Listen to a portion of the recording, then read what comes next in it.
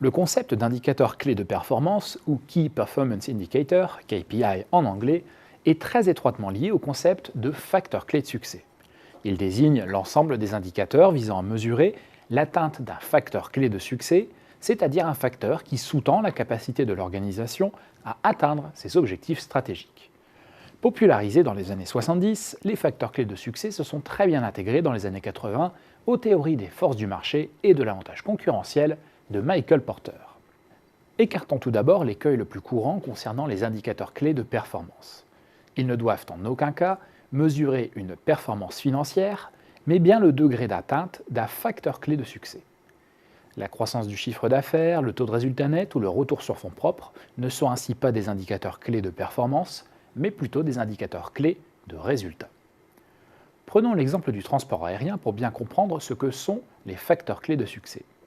Cet exemple n'est pas anodin.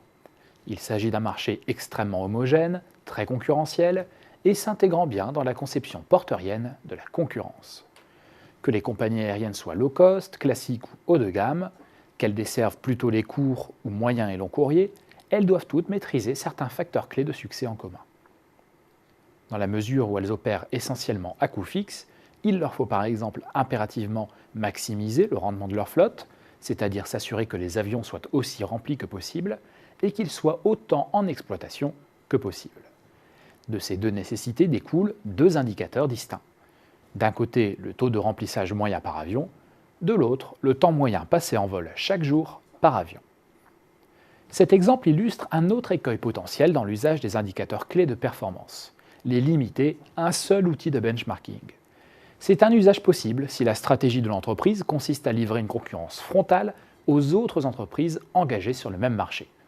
De nombreuses compagnies aériennes livrent ainsi à leurs investisseurs certains de leurs indicateurs clés de performance.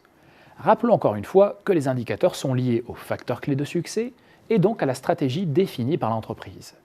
Si cette stratégie est originale et consiste précisément à évoluer dans un espace de marché moins concurrentiel ou encore à explorer, alors les indicateurs seront spécifiques à l'entreprise et il lui revient de les définir.